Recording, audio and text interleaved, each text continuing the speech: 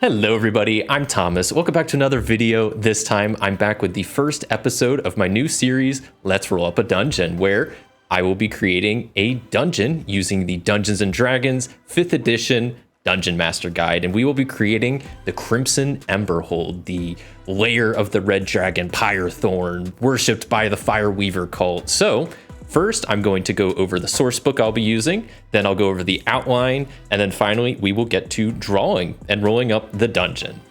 As you can see here, I have my iPad that I'll be using to draw. I'll be using the app Procreate because it allows for a big drawing canvas and should be enough room. Hopefully, I figured a grid paper will probably not be enough room for this, and if it is, I might have to go to like different papers. So I also have my drawing glove on and whatnot, but that could all change. If the iPad doesn't seem to work great, I might change it, or I might have to change some settings around. This is the first episode, so I'm still trying to kind of figure all of this out. But let's go ahead and start going over what's in this book. So this is the Dungeons & Dragons Dungeon Master Guide for the 5th edition of D&D. And way in the back here, in Appendix A, is what we'll be going over, which is the random dungeon generator, which is a good about 10 pages worth of stuff. So the first table here is first the starting area of the dungeon that you'll be rolling up, is the little entrance to your dungeon, and it kind of just is the main starting area. It's pretty self-explanatory. Next, we have the little area for passages. So this you will roll on anytime you have a passage, a hallway, stuff like that. You'll see where the passage goes. Does it continue? Does it branch off? Does it just come to a dead end? Does it lead to a chamber? This will dictate that. And there is another table right below it to dictate passage width. It is a D12 or a D20 table. You roll a D12 if the passage is branching from another passage, or you roll a D20 if a passage is coming from a chamber. And you want to make sure that the passage has to be at least 5 feet smaller than the largest dimension in the chamber. So you might have to re-roll if there's some small chamber with a large passage or something like that, but it shouldn't happen too often. Next up here, you have doors, because dungeons are going to have a lot of doors. So you roll a d20 to see what kind of door it is. Is it a wooden door? Or is it a wooden locked door? Is it an iron door? Is it a secret door? Is it a secret locked door? Bunch of different options there.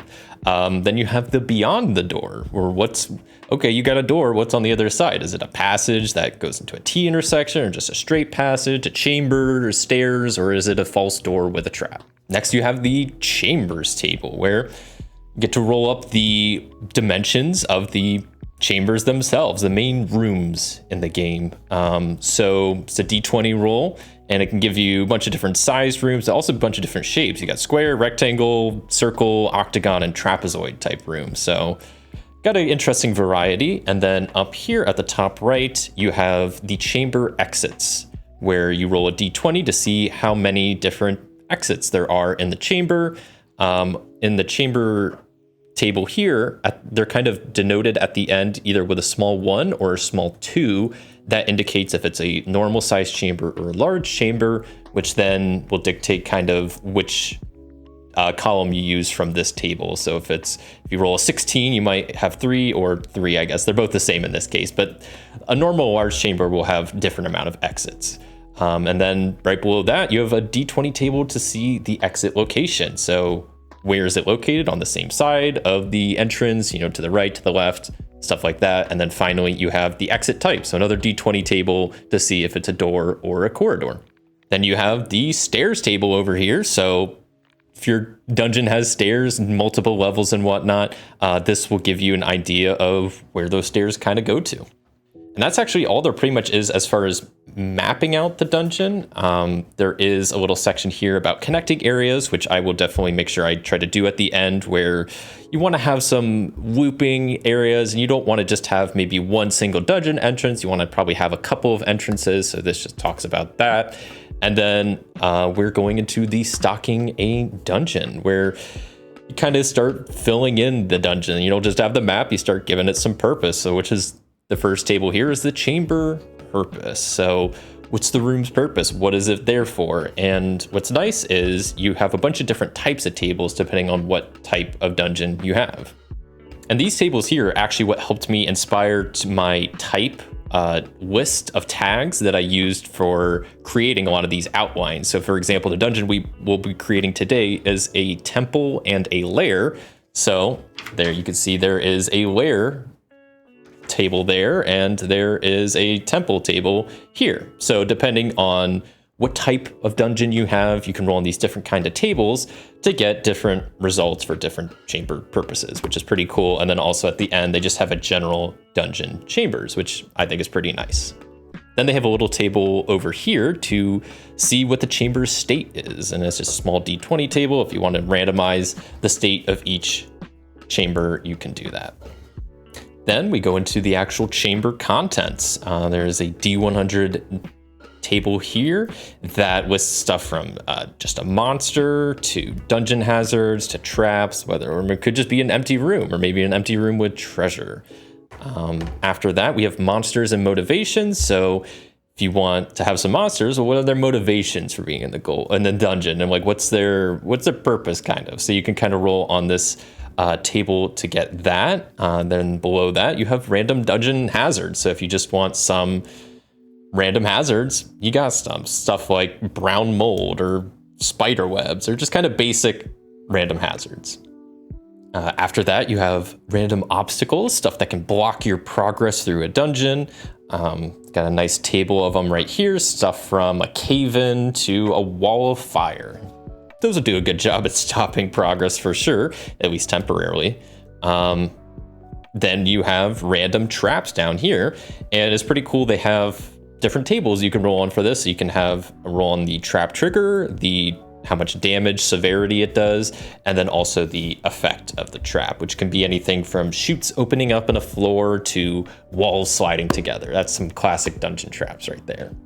And then also you have random tricks, which are not usually as deadly as traps and can be a lot more like quirky and kind of thinky maybe.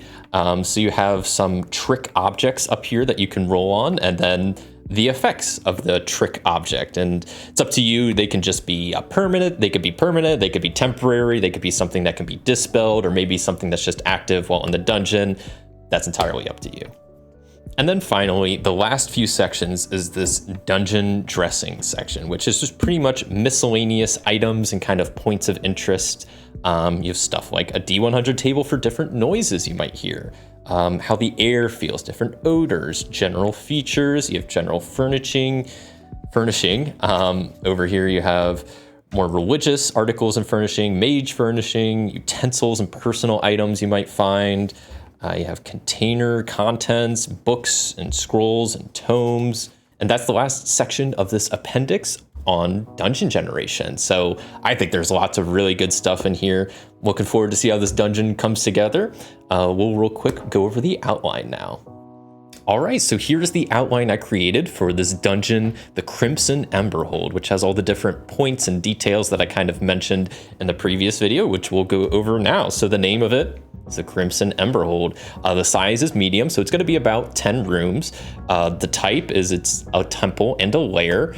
As far as the detail tags, it's religious because a cult built it, and we'll go over the history here in a second, but it's religious type.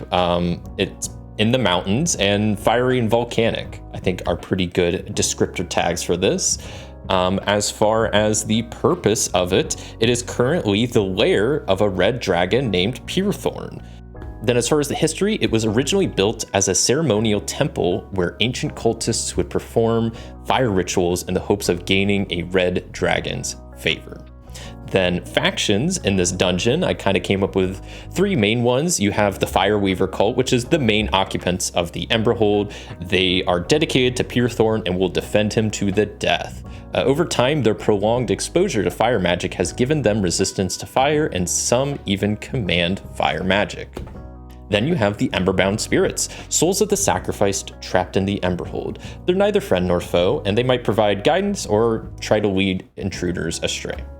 And then finally, you have the Magma Forge, which are the creatures born of the intense heat and magic of the Emberhold, stuff like magic elementals and fire salamanders. They consider the dungeon their home and will protect it fiercely. So as far as a couple of enemies and creatures you might find in this dungeon, you have the Fireweaver Acolytes, which are like the lower ranking members of the cult. They're pretty proficient in basic fire magic. Then you have the Fireweaver Pyromancers, which are the elite cultists who can summon fire elementals and cast really powerful fire spells. Next, you have the Emberbound Phantoms, which are ghostly aberrations that cause fear and deal cold damage. Then you have the Magma Elementals, which are the living embodiment of the lava. They can throw molten rocks and cause eruptions. Next, you have the Lava Rock Golem, which are constructs crafted in the lava forges to guard key areas. And then finally, you have Pyrethorn, the red dragon itself, an ancient beast with fiery breath, formidable spellcasting abilities, and a cunning mind. A couple of quest starters I came up with. First one is called The Lost Heirloom, and it says a noble's treasured family artifact was recently discovered to be part of Pyrethorn's hoard. The noble offers a handsome reward to anyone brave enough to retrieve it. The next quest is Dreams of Ash. A villager has been having reoccurring dreams of being trapped in the chamber of ashen echoes. They believe a long-lost ancestor is one of the ember-bound spirits and begs the adventurer to free their soul.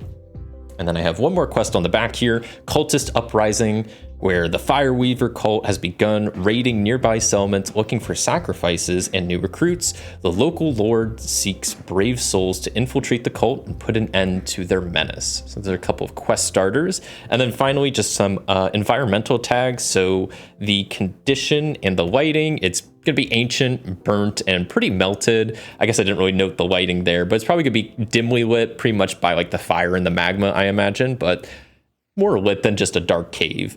Then as far as the sounds you hear, you're probably gonna hear a lot of fire crackling, lava bubbling, faint voices, and probably chanting. Then as far as smells, probably just a lot of ash, burnt stuff. You know, you're probably not gonna get anything too crazy as far as smell wise. And then as for the temperature, it's gonna be hot and it's gonna be dry. So, and the last thing on this outline that I don't think I talked about last video is I wanted to come in with a brief idea of some of the rooms that can appear in here. I might not use all of them. I might use all of them. I might use none of them and just go to the book, but I wanted to at least have some idea of some stuff that can appear in the dungeon. So I have the Embers entrance, which is some grand gate guarded by cultists. The walls are adorned with fire-themed mosaics. You have the Hall of Flames, which is a long corridor with flamethrower traps and fiery inscriptions. You have the Scorched Library, containing burnt tomes and scrolls about fire magic and dragon lore. The Cultist Quarters, where the Fireweaver cultist rests and prepare. You have Pyrethorn's Perch, which is like an elevated platform where Pyrethorn rests, overlooking his hoard. You have the Infernal Altar, where sacrifices are made to appease Pyrethorn. You have Lava Forges, where a room where weapons are forged using the lava from beneath the Emberhold. You have the Chamber of Ashen Echoes, an eerie chamber where the voices of past victims can be faintly heard. You have the Magma Pits, which is like underground caves filled with bubbling magma, home to elemental creatures. And then finally, we have Treasure Trove, which is Pyrethorn's hoard filled with gold, gems, and artifacts. And that's pretty much it for the outline. So with that all out of the way, let's roll up a dungeon. All right, let's get started here with the starting area. It's a D10 roll, so I got my red D10 here for fire and lava. Let's see what I get, and it is a 3, which means our starting area will be a square 40-foot by 40-foot room with doors on 3 of the walls. So there's a little starting room, but we need doors on 3 of the walls. I'm gonna assume one of them will be the entrance door on this bottom wall. I guess you could call it the south-facing wall. And one thing that's nice is this is an 8 by 8 because I'm using these squares as 5 foot each. So this is 40 by 40. So it's 8 squares by 8 squares. And I can just roll a D8 to see what, where the location of the door is. And it's a 2. So I'm going to make it right here on that second spot. I should know before I get too far into this, even though I'm using my iPad, one of the nice things about this, besides the large drawing space, is like I can do straight lines and stuff like that. But it's not going to be perfect. All right. I'm not the best artist, so don't expect anything too crazy. So we have our entrance door there. I just marked it a W for just a regular wooden door. If it was locked, I'll probably do WL for that. So let's go ahead and roll on the exit and the exit location to kind of get an idea of where the other exits are, because there's 2 more doors on 2 more walls, I guess. So that is a D20 roll.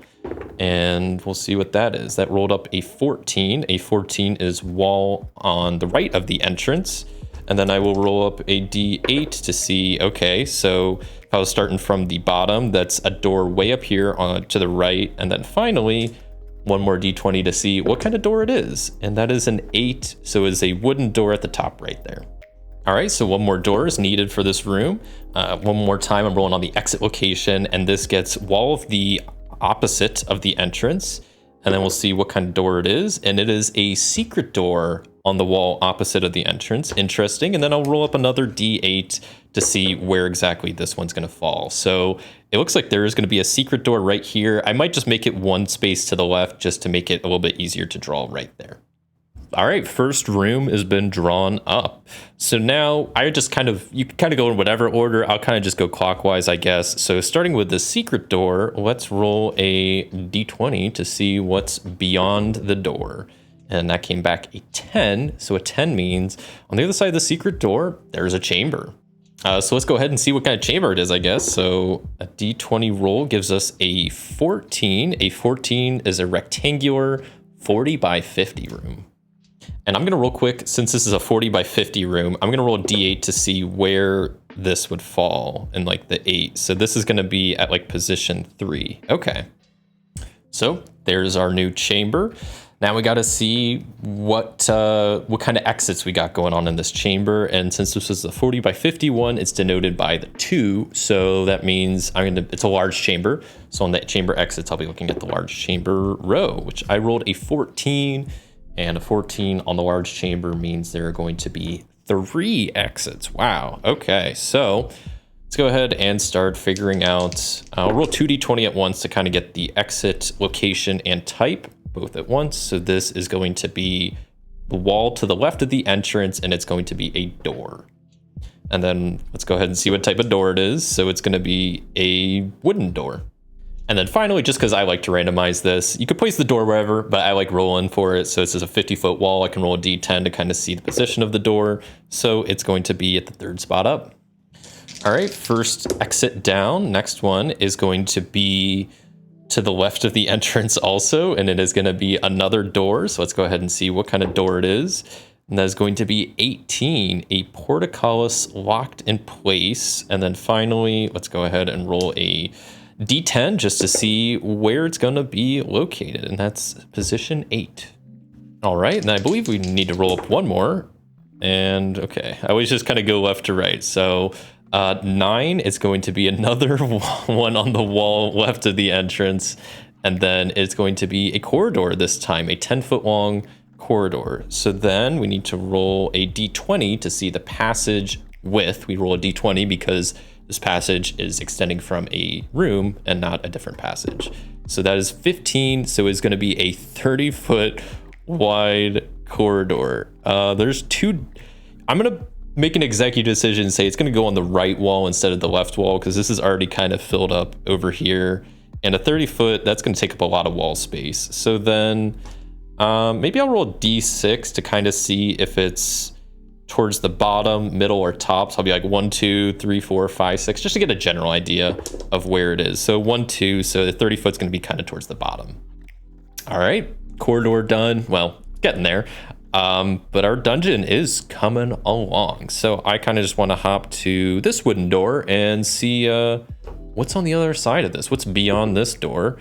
I got a 13. So that means there is a chamber over here. Interesting. So let's see what kind of chamber is on the other side of this wooden door. An 8 means that it is going to be a rectangular chamber of 20 foot by 30 foot. Okay, cool. Well, we can kind of just squeeze that in right there. So then this is a normal size chamber. So let's roll D20 to see how many exits there are. And 2, that means there are 0 exits. So that is just the end of that chamber, and we can hop up to this locked portcullis and see what's beyond that. And the D20 says 8, so that means there is a 20-foot passage, or passage 20 foot straight ahead. And then we need to roll a D20 to see what the passage width is. So 2, we have a 5-foot wide passage going 20 foot straight ahead. All right, so let's see where this passage goes. Rolling up a d20 on the passage table. Says a 10 is it continues straight 20 feet, comes to a dead end, and then there is a 10% chance of a secret door. Okay, so let me draw this first. I guess let's go ahead and roll a D100, and if we get 10% or less, there's a secret door, and we did not. It is an 80%. Wasn't high likelihood. So this portcullis is just locked, and it goes to a secret like hallway that goes nowhere. I'm curious. I'll have to come up with some reasoning or what's going on there. Okay, well then let's see where this big old passageway is going, I guess. So a d20 on the passage table gets us a 9. So a 9 says it continues 20 foot straight ahead, then there's a side passage to the left, and then an additional 10 feet ahead. So real quick, let's go ahead and roll a d12 to see the passage width of the side passage. It's a d12 because it's extending from another passage, and we get a 10, so that means the passage width will be 10 feet. Kind of rotated the screen there to make it a little bit easier. So let's go ahead and let's continue this main big passage to see where that one's going, because I'm kind of curious. A 4, so it continues 20 feet straight ahead. There's a door on the left and then an additional 10 feet ahead. Real quick, let's roll a d20 to see what kind of door that is. And it is a locked portcullis. Man, they must like these around here. So let me mark that down. And then let's see where this passage goes by continuing to roll in the passage table. That is an 11, so it continues 20 feet straight, then the passage turns left and continues for 10 feet. Okay, so I rotate this back, so let's continue this long corridor and see where this is going. Is it going to end up at a chamber? Hopefully. That's a 17, so yes, we are now at a chamber, so I'm curious to see what kind of chamber this leads to. And we get a big old 9, so it is a rectangular 20 by 30 foot chamber. That works. I'm gonna have to make it 30 foot by 20 foot since this, I mean, I guess I could make the room smaller than the chamber. You know what? I'm gonna re-roll actually. So what did I get? I'm gonna make it a little bit bigger. I'm just gonna go to the next one up because I feel like it's kind of weird having a room that's smaller than the passage. So I'm just gonna go to the next one down, which is the rectangular 30 foot by 40 foot. And I'm gonna make it 40 foot by 30 foot. So just, it's a little bit bigger than the passage itself. So there's actually some differentiation between corridor and the chamber. So a new chamber, even with the 30 foot by 40 foot, it's still a normal size chamber. So let's go ahead and roll up how many exits there are in here. And a 15 for a normal size chamber means there are 2 exits. So let's go ahead and roll those up, getting the exit location and the exit type.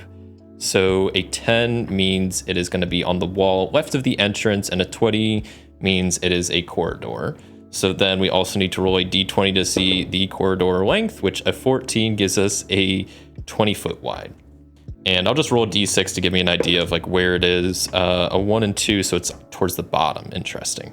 All right, so let's go ahead and roll up the next exit, and it is a 10 and a 15. So 10 is going to be left of the entrance again. I think I'm going to make the executive decision that's actually going to be opposite.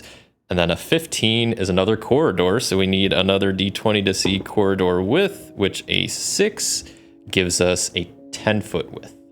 And finally, I'll get a d8 rolled up just to see where it's going to be, and an 8 means it's going to be on the far right. So here's what we got so far.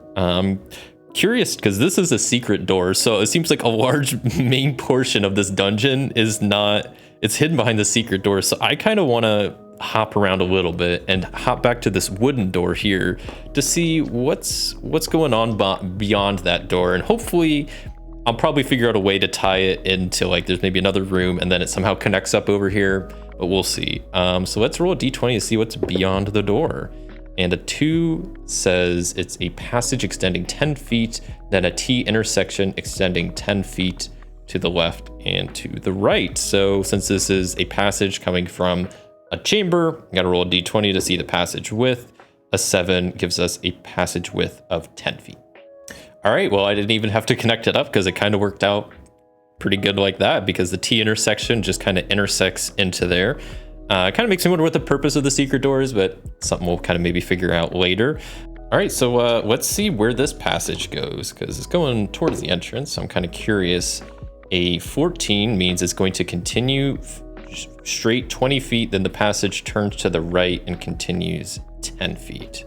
I might have it go to the left so it goes kind of this way and not back into that room. All right, so let's continue this passage down here. Another 14, so that means it's going to continue straight 20 feet and then the passage turns to the right, which I guess I'll actually do that this time. Let's continue this passage along.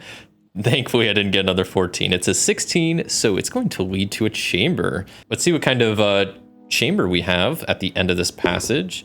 That is a 13, which is a 40-foot by 50-foot rectangular chamber. Okay, I made it a little bit smaller just because I'm kind of running towards the bottom of my map here. And also, I made a chamber bigger earlier, so I figured I'll compensate and make one a little bit smaller now. So I made it 30-foot by 40-foot. And let's go ahead and see what kind of exits it has. So it is 30 by 40 is a normal size chamber. So I rolled up a 5. So that means there are no exits. This is kind of just a dead end. So let's get a quick room count. We got 1, 2, 3, 4. Got this long hallway, which could be my like trap. I forget what I called it. My hallway of Hall of Flames. Could be that. So 1, 2, 3, 4, maybe 5 and 6. So we're coming along, and I don't even know where I want to start next. Maybe we'll go with this little small passageway here and see where that's going to go. So rolling up a d20, I get a 3. So it continues 20 feet, a door on the right, and then an additional 10 feet further. And real quick, let me roll up a d20 to see what kind of door it is. So a 4, it is just a regular wooden door. All right, well, let's keep on this passageway and see where it leads to. So an 11. So an 11 says it continues 20 feet straight, and then the passage turns to the left and continues 10 feet. One more time for this passage. Okay, so we got a 5 for that roll. So it continues 20 foot straight, and then the passage ends in a door. So let's go ahead and roll up a d20 to see what kind of door it is. And it's a locked iron door. Interesting. Let's go ahead and see what's beyond this locked iron door with the good old beyond a door roll. And that is a 9. So there is some chamber over here. Let's roll up on the chamber table and we get a 10. So it's a rectangular 30-foot by 40-foot chamber. And let's go ahead, since I have the room for it, I'll roll a d8 to see where this door is. And it's pretty much in the center. All right, so we got our new rectangular locked chamber behind this locked iron door. So let's see how many exits it has. So this is a normal size chamber. So I'm rolling up a d20, 16. So that means there are 3 exits. Let's go ahead and roll up the exit location and type. So this is going to be on the wall to the right of the entrance, and it is a 6. So we have a door on the wall to the right of the entrance. Let's roll this up, and it is a 13 for the door type. So it's going to be a stone door. And then finally, I'll roll a d6 to see where it's located, and it's a 3. So we need 2 more exits to roll up. So we have, we'll take that one there. So 7 is the wall opposite of the entrance, and a 14 means it's going to be a corridor. Let's go ahead and roll a d20 to see the corridor width. So 11 gives us a 10-foot width, and then we'll go ahead and roll up a d8, I believe, to see where it's going to be, and it's an 8. All right, and then we need to roll up just 1 more exit for this chamber before we continue on. We got 2 2s, so it's going to be wall opposite of the entrance. In a 2, it's a door. Let me roll up another to see it's a wooden door. And then finally a d8. Let me actually roll that. I just dropped it. A 7. Okay, well, I'm gonna have to re-roll that because that's not gonna work. A 5. Okay. Boy, oh boy. So now we got 3 new places to kind of figure out what's going on. So let's start with the door, I guess. This wooden door, let's see what's beyond this. A 4 says that it's going to be a passage going 20 feet straight ahead. And this is a passage coming from a chamber, so we need to roll a d20 on the chamber width. That is a 14, so it's a 20-foot wide chamber. Interesting, we got kind of these like 2 passages right next to each other. Let's continue this bottom one though. And it's a 20. What is that? Stairs. So at least for this chamber, I'm going to keep this pretty much one level. So I'm going to re-roll that and see what else I get, which is a 16. So this will lead into a chamber, which that is going to be a 5. So a square 40 foot by 40 foot chamber. Now, the one thing I'm curious about is I don't know where this passage leads. So I'm trying to figure out how I want to draw this, if I want to block it and have it lead there or not, or I can just have it be its own separate thing. We'll make it its own thing and leave this passage to do whatever else. And then let's roll up for this passage, how many exits there are. Oh my goodness, 17 for a normal size passage. That means there's 3 exits. Man, this dungeon is going to be never ending. I'm going to have to cut it here short at some point because I'm going to start running out of rooms and time, because this dungeon's always supposed to be like 10 rooms. I think we're already at like 8. So I do a quick room count. So we got 1, 2, 3, 4. I'm counting this as a room. So 5, 6, 7. Yeah, this is our 8th room. And there's going to be 3 exits coming out of this. So I'm going to have to start kind of closing stuff off or figuring out how to wrap this all up. So we got a wall to the right of the entrance, and it is going to be a corridor. It's 10 foot long. So I see, well, I just hit that dice, but that was whatever. And that's an 11. So that means it's going to be a 10 foot wide corridor from the right of the entrance. That means these are going to intersect. Well, maybe not still, but let me see also. So I'm going to roll like a D8 to see where this corridor is located on the wall. So 6. Yeah, I think I'm just going to make the executive decision that this just loops around there and connects up to there, because that just kind of seems right, kind of fits. So we'll just go with that. And let's go ahead and roll up the next exit for this room, which is going to be on the wall to the right of the entrance as well. And it is going to be another corridor as well. Let's see. It is going to be just a 5 foot wide corridor. And I guess I'll roll 1, 2, 3, 4. Roll like a D4 to see where it's going to be. So 3. And we have one more exit to roll up for this chamber, so let's see what it is. And a 14 gives us, it's to the right of the entrance. I'm re-rolling this one, that's ridiculous. 10, okay, so the wall left of the entrance. So we have a 1, so it's a door. And then let's see what type of door it is. It's a 1, so a wooden door. And then finally, I will roll a D8 for its position, which is 5. All right, so now I'm kind of curious where this wooden door goes to. So let's see what's beyond this door. Rolling up a D20, I get a 12, which means there is a chamber over here. We'll see if there's a chamber. I don't know if it'll fit. A 6 is a square 40 foot by 40 foot chamber. That definitely will not fit. I can't even do, I could do a 20 foot by 20 foot chamber, and that's probably it. So yeah, maybe I will put a chamber there still, but then just make it like a 20 foot by 20 foot one, which means also I will roll up a D4 to see where this door is. That's 1.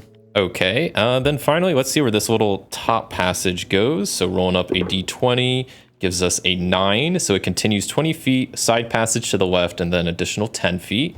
And let's roll a D12 to see the passage width. Well, I just dropped it, but we'll count that as a roll, 10 feet. So let's continue the passage forward to see where it goes, and that is a 4. So it continues 20 feet straight, door to the left, and then additional 10 feet, which I guess when we see what kind of door it is, and that is a 9, so that means it is a wooden door. All right, let's continue in this chamber, I guess. I don't know where it's gonna go. It continues 20 feet straight, door to the right, and then an additional 10 feet ahead. This is crazy. See what kind of door it is, and it is another wooden door. This is the never-ending hallway. Let's see if it ends. 10 feet, or 10. Okay, so it continues 20 feet, then comes to an end. There's a 10% chance it's a secret door. And let's go ahead and just roll up to see, can I get a 10 or less on this D100? Is there a secret door? No secret door. So 20 feet more, and then it comes to a dead end. So back down the hallway a little bit to this passage. Let's continue this real fast to see where that goes. And I rolled stairs, which I'm just going to re-roll. 12 continues 20 feet straight. Passage turns to the left and continues 10 feet. All right, so let's continue this passage, and I get a 10 again. So it continues 20 feet, 10% chance that there's a secret door. So let's see. That is a 6. So there is a secret door. Okay. Then I guess let's see what's beyond the door. And it's an 8. An 8 beyond the door means a 20-foot passage straight ahead. I guess I need to roll a d12 because this is like a passage coming off a passage. So it's still going to be 10 foot wide, continuing 20 feet. Well, now I'm really curious where this passage leads to. So let's keep on rolling. It is a 5. So it continues 20 feet straight, and then the passage ends in a door. And I guess real quick, let me see what kind of door it is. So a d20. Let me see what kind of door it is. I kind of messed up that roll. So 16, it is an iron locked door. All right, I'm gonna come back to that secret door. I might just make that an extra entrance, but I'm curious what's going on with these wooden doors. This dungeon's getting out of hand. It's getting too large. So beyond this door, 7 is a passage continuing 20 feet straight. This is a passage off a passage. So the passage width is 11. So it's going to be a 10-foot wide passage going 20 feet straight. And continuing the passage, an 18 gives us a chamber. So I'll go ahead and roll up what kind of chamber it is. And it's a 4, so it's 30 feet by 30 feet. And then let's see what kind of exits it has. So a 14 for a normal sized chamber. It has surprisingly 2. So let's go ahead and see the exit type. And I'll use these dice. The exit location and exit type. So the location is going to be wall opposite of the entrance. And it is going to be a door, and let's see what kind of door it is. That's a 1, so it's a wooden door. And then I will go ahead and roll a d6 to kind of see the location of the door, and it's a 3. Okay, so executive decision. I need to start wrapping up this dungeon soon, so I'm gonna put the door there and kind of connect it to that passage there, and I think I'm not gonna do the other exit for this room. I want to see what's in this door beyond here, but I probably start kind of changing what the dice give me to kind of connect stuff up and wrap this up. Okay, which a 2 on here just means it continues straight 30 feet, or sorry, a 2 on this means it's a passage extending 10 feet, then a T intersection going 10 feet left and right. Let's go ahead and see a D12, what the passage width is, and that is a 4. So that means it's going to be 10 feet. So let's see where this upper passage goes to. This is just keeps sprawling and sprawling. Continues 20 feet straight, then the passage turns to the right and continues 10 feet. Now let's continue the passage a little bit more, and that is an 18, so it's ending in a chamber. Cool, glad. Gave me a 7, so it's a 20-foot by 30-foot chamber. Okay, so I think with that, I'm pretty much at 10 rooms, where I kind of want it to be. So at this point, I'm gonna start kind of trying to figure out how I want to wrap this dungeon up. So for example, this room is not going to have any doors in it. That's just it. And I think I'm going to close off this passage. So then hopping around to all my incomplete stuff, we have this stone door up here. I guess this is the one thing I wouldn't mind continuing to see what's beyond it. So let's give a beyond door roll, and we get a passage continuing 20 feet. It's continuing from a room. So let's see the passage width. And that is going to be 3, so it's going to be a 10-foot wide passage. And then continuing the passage, we get a 7, so it's going to continue 20 feet straight, side passage to the right, then additional 10 feet ahead. I think instead I'll just have it curve right. I don't need more side passages right now, so I'm just going to have it go right instead. And 15 means a chamber, so let's see what this probably last chamber is going to be, which is a 9, so a rectangular 20 feet by 30 foot. Okay, so there's that chamber. I will leave that without exits and whatnot. And then let's kind of figure out what's going on over here with this last little area. I think I'm just going to close up this passage up here. And I think with this last little bit here, since this is like a passage, I think I'm honestly just going to continue it and then have a small side passage for this portcullis. All right, and at this point, the dungeon is mapped out. Took a lot longer than I anticipated. Maybe I made it a little bit bigger than I needed to, but this is a dungeon. Okay, so I add a little secret door there just so this hallway actually has some purpose. Let me see what else I want to do. Because honestly, I was trying to look at ways I can connect stuff and loop stuff up more, but this did a pretty good job at creating some decent like loops and kind of connecting stuff up. I think the one thing I might do is make this passage longer and then connect it up with this room back there with maybe like and let me roll to see what kind of door it is, but probably like a locked door or something. A wooden locked door. Okay. And I think with that, I am done mapping this dungeon. Got all the doors. I got all the exits.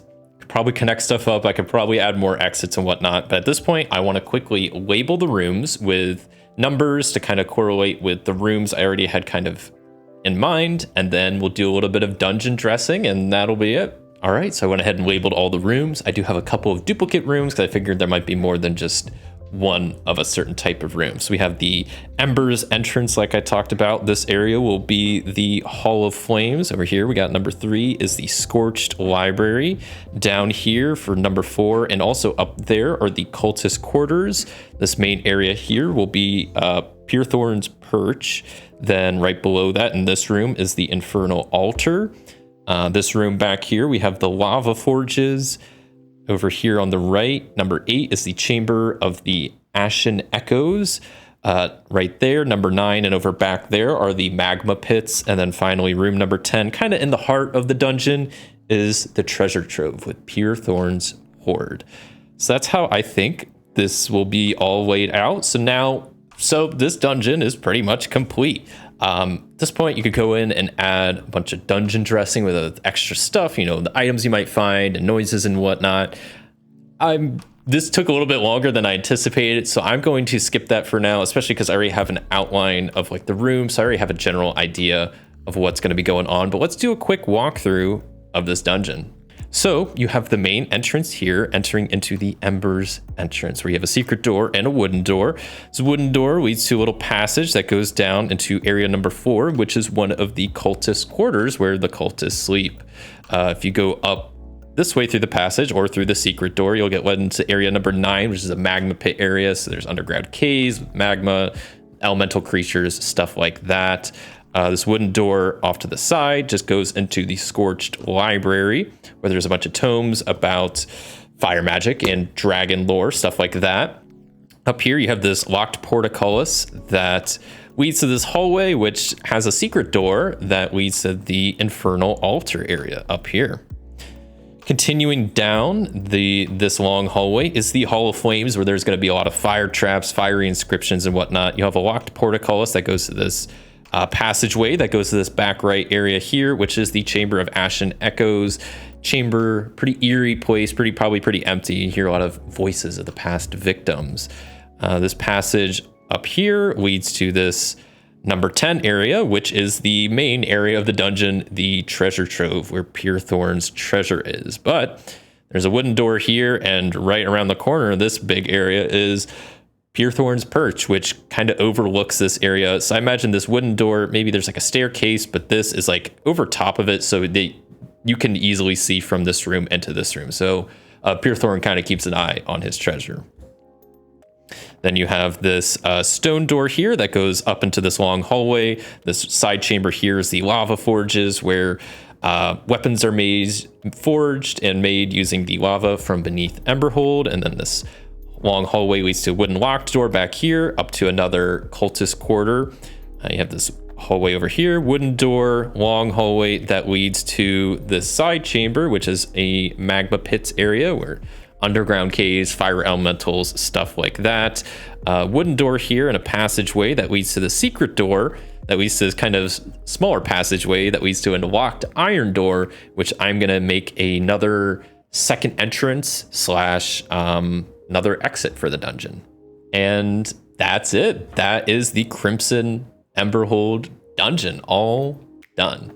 And with that pretty much concludes episode 1 of Let's Roll Up a Dungeon. So this was the first episode, so I'm still figuring things out.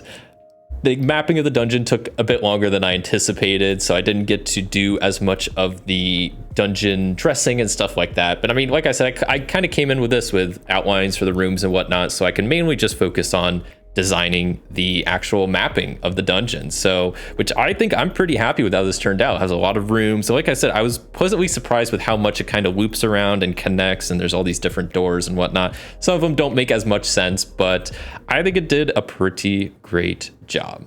And before ending this video, I will quickly tease out next week's video for Let's Roll Up a Dungeon, where I will be using the 4 Against Darkness system to roll up the dungeon Hollow's End, which is probably going to be another medium-sized dungeon. Hollow's End will be this underground fortress type city type place where there was this necromancer named Nalthor who was trying to make an undead army down there. So it's going to be a very undead, necrotic vibe, underground.